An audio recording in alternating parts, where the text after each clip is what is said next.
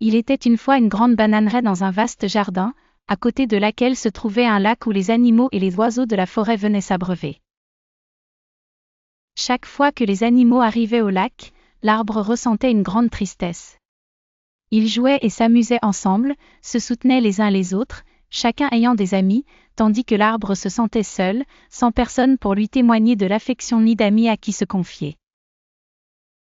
Un jour, Ahmed, fatigué, décida de se reposer à l'ombre de l'arbre. Il s'appuya contre le tronc, et l'arbre se mit à se réjouir, enfin elle avait trouvé l'ami qu'elle cherchait. Elle lui offrit ses fruits, et ils devinrent amis. Cependant, les affaires d'Ahmed l'occupèrent et il oublia son ami l'arbre. Après un certain temps, il revint vers elle, préoccupé et triste. Elle lui demanda : « Que t'arrive-t-il, mon ami ? »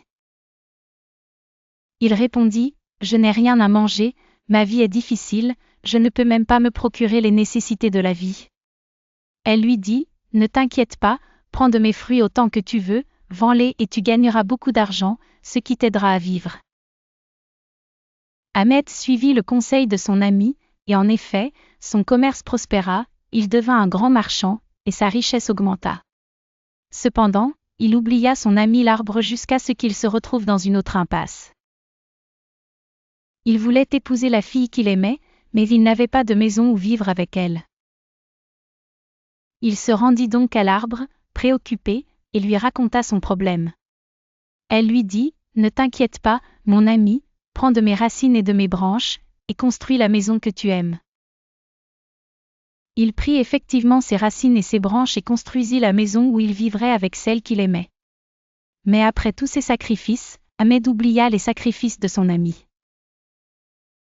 Il ne retourna vers elle que dans sa vieillesse, accablé par le souci, désireux de s'isoler du monde. Il se rendit à elle, et malgré tout ce qu'il avait fait, elle l'accueillit chaleureusement et lui dit : « Il ne me reste plus de fruits à te donner, comme je l'ai fait dans ton enfance, et il ne reste plus de branches à t'offrir, comme je l'ai fait dans ta jeunesse.